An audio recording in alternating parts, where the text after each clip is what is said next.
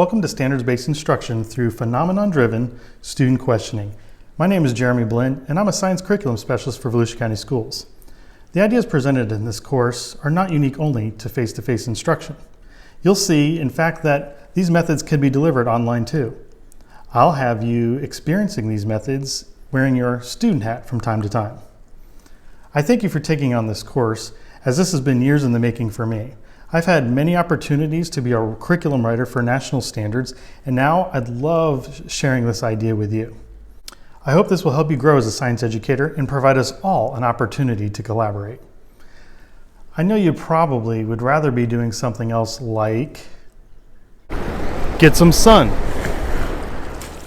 go swimming, taking a walk down the beach, mow your lawn,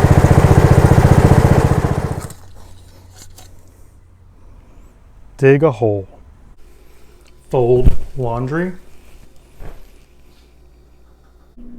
or make a TikTok video.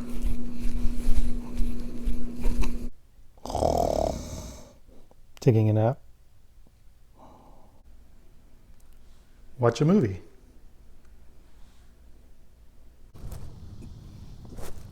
push-ups. Nobody wants to do push-ups. Go back to the beach. Go back. Hey, if I'm going to film a welcome video, I'm going to do it at the beach.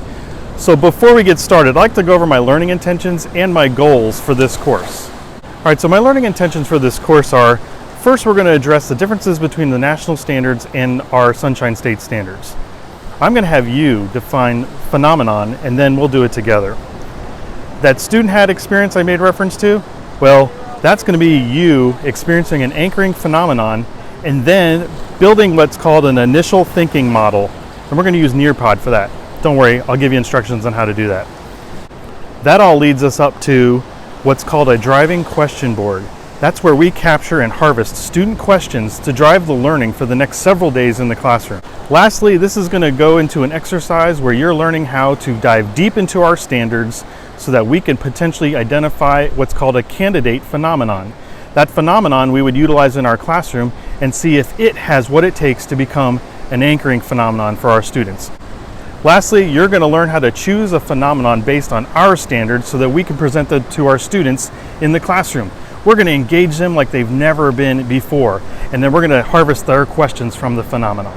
This is so exciting and I can't wait, but I also have some goals. Let me go over those with you as well. My goals for this course are to assist teachers and implement tightly aligned NGSSS instructional units that are driven by student questions related to compelling phenomenon, that support them in deep engagement in the science practices, and lastly, they build a classroom community where all learners come to rely on and revel in figuring out new pieces of the puzzle together. All right, this course is composed of some discussion pages. When you come across one of those, you'll know because you're cued in red writing for you to do something. The first thing you're going to do is on this page. This is a discussion page. Please enter your name first and last and where you teach in the discussion.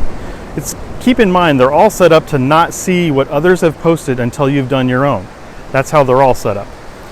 There are also videos on pages as you saw on this one. Make sure you watch every video from top to bottom on the page. And when you're finished with the page, go ahead and look on the bottom right. Every one of them has a next button. Click next to proceed to the next page. Makes sense, right? Anyway, I'm super excited to get started. So go ahead, get your name in there, post it in the discussion, and then clicks next. Clicks next. Let's try that again.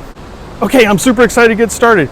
Go ahead and get your name posted in the discussion, and then click next to move on. Let's go!